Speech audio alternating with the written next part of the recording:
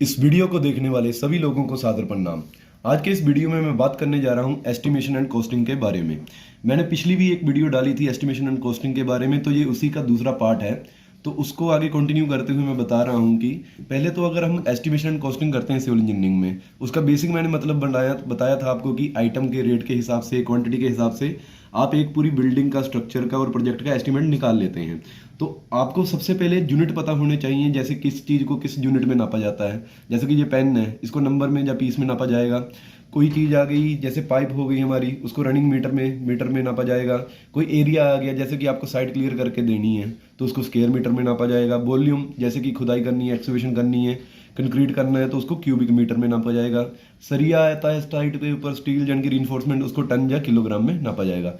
एक एग्जांपल ले लेता हूँ, मेरे पास ये प्लॉट था जहाँ पर मेरी ये फुटिंग्स आएंगी अलग अलग। ठीक है जी, ये अलग अलग फुटिंग्स है मेरे, इसमें जो भी होगा एज पर ड्राइंग। तो ये अलग अलग फुटिंग्स है और ये एरिया आउट टू आउट मेरे पास है 20 मीटर बाई 30 मीटर का एरिया है। तो 30 मीटर बाई 20 मीटर का एरिया आ गया मेरे। सबसे पहले जरूरी नहीं है कि वो मेरे को एरिया साफ मिले, तो सबसे पहले मुझे क्या करना होता है, साइट क्लियरेंस। अब साइट की क्लियरेंस करनी है या क्लीनिंग करनी है। आपकी छोटी मोटी झाड़ियाँ भी होंगी वहाँ पर, कुछ डंप किया हुआ वेस्ट मटेरियल भी होगा, तो जेसीबी लगाओगे आप पूरी साइट साफ करोगे। तो उसको हमें एस्टिमेशन एंड कॉस्टिंग में कैसे लेते हैं, ये हम लेते हैं CPWD या PWD की बात करें अगर बाहर में प्रोजेक्ट कर रहे हैं तो उनके नॉर्म्स के अकॉर्डिंग।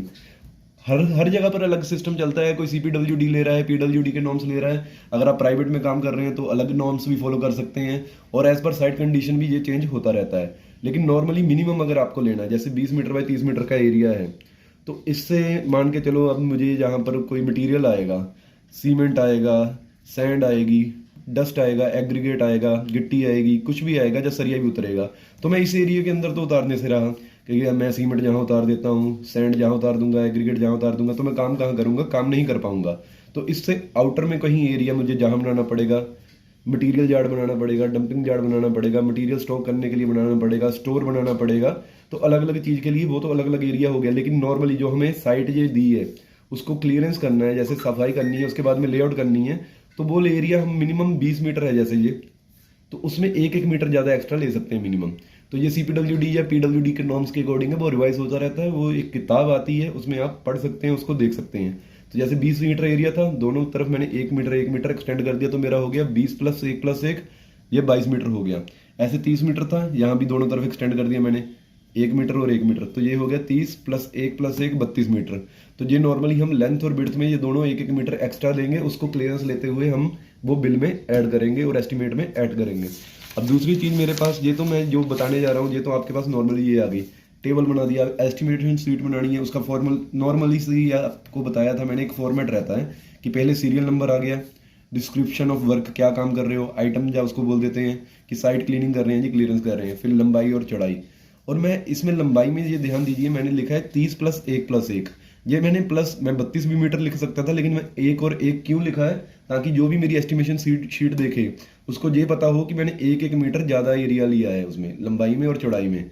तो 30 मीटर था, उससे 1 मीटर मैंने दोनों बाजू ज़्यादा लिया, तो वो ऐड करके 32 मीटर लंबाई और चौड़ाई होगी आपकी 22 मीटर, या जो भी हो 22 और 32 ये आपका आ गया। फिर बाद में इसमें हाइट की तो कोई बात ही नहीं है, क्योंकि एक प्लेन एरिया था। लंबाई और चौड़ाई में मैंने सफाई की, तो हाइट का इसमें कोई लेना देना था नहीं, इसलिए हाइट कुछ नहीं आई है। अब कोई क्वांटिटी निकालनी है, यूनिट इसमें क्या आता है, स्क्वायर मीटर। यूनिट का इसमें टेबल रह गया, यूनिट आ गया आपका स्क्वायर मीटर। तो आपको कैसे मल्टीप्लाई करना है, क्वांटिटी निकालनी है, आपको नंबर ऑफ आइटम्स का भी एक रहता है। नंबर ऑफ आइटम कितनी हुई है, वो एक आइटम ही है। मेरे पास साइट क्लियरेंस कर रहा है, एक ही आइटम है। 32 मीटर को 22 मीटर से मल्टीप्लाई किया, जो आंसर आया वो आपका क्वांटिटी आ गया कि इतने स्क्वायर मीटर अपने को एरिया साफ करना है। बाद में रेट में होता है एक शेड्यूल ऑफ रेट से, उसको मल्टीप्लाई कर दोगे 704 स्क्वायर मीटर एरिया को, वो रेट कोई भी है XYZ, उसको मल्टीप्लाई किया, वो उतने रुपए में आपका ये साइट क्लियरेंस होगा। तो ये आपका हो गया। और रिमार्क्स में खुद के लिए क्या लिखना है हमने, कि हमने 1 मीटर दोनों तरफ में एक्स्ट्रा लिया। अब इसके अलावा मैंने जैसे बात की थी, ये 20 मीटर बाई 30 मीटर का लिया, 1 मीटर एक्स्ट्रा लिया, तो ये तो एक नॉर्मल चीज़ हुई है कि साइट क्लियरेंस करना है। लेकिन हमें साइट शुरू करने से पहले ये भी तो देखना पड़ेगा ना कि अपने को ये सीमेंट रखना है। तो सीमेंट आप ओपन एरिया में तो रख नहीं सकते, तो सीमेंट रखने के लिए आपको एक मटेरियल स्टॉक यार्ड बनाना पड़ेगा, या आपको कंटेनर रखने पड़ेंगे। तो उसमें क्या होता है, उसमें एक कुछ बेसिक चीज़ें होती है जो PWD में दी गई है, कि आपको नीचे में आप सीधा नहीं रखोगे सीमेंट, जहाँ तो 150 से 200 mm उसकी हाइट होनी चाहिए बॉटम से, ताकि आपका नीचे से मॉइस्चर ना चढ़े और सीमेंट आपका लम्प्स वगैरह ना उसमें क्रिएट हो या सीमेंट खराब ना हो। और ये आउटर वॉल है, मान के चलिए ये बिल्डिंग है, इसके अंदर हमने सीमेंट की बोरियां रखी हैं, तो वो आउटर वॉल से कम 600 mm की दूरी पे होनी चाहिए। और उनकी हाइट, सीमेंट की बोरियों की हाइट 10 बैग से ज़्यादा नहीं होनी चाहिए, क्योंकि वो उसके प्रेशर से भी लम्प्स प्रोड्यूस हो सकते हैं। और उसकी चौड़ाई 4 बैग जितनी होनी चाहिए, जहाँ तो आप 4 बैग मान लीजिए, जहाँ आप 3 मीटर मान लीजिए, तो उतना होना चाहिए। इसके हिसाब से हर रॉ मटेरियल की एक अलग अलग होता है। सैंड का अलग आएगा कि एक ड्राई सरफेस होना चाहिए, और बाद में एग्रीगेट गिट्टी आएगी, फिर आपका स्टील आएगा, ईंटें आएंगी, ब्रिक्स आएंगी। तो ब्रिक्स आप कहाँ पर खाली कराओगे, इसके रिलेटेड भी आपको एक अलग वीडियो बनाऊंगा और उसमें आपको समझा दूंगा। तो ये पहला मेरा काम क्या था, पहला था साइड क्लियरेंस। साइड क्लियरेंस का आपको मैंने इसमें बताया है कि साइड क्लियरेंस में आप क्या करेंगे, लेंथ और विड्थ को मल्टीप्लाई कर देंगे, उतना स्क्वायर मीटर अपना एरिया आएगा, और इसको हम इस एस्टिमेशन शीट में डाल देंगे। सबसे पहला काम अपना साइड पे यही होता है। अब इसके बाद में अब फाउंडेशन की बात करूंगा तो दूसरे नंबर पे आ जाएगा मेरा एक्सकवेशन।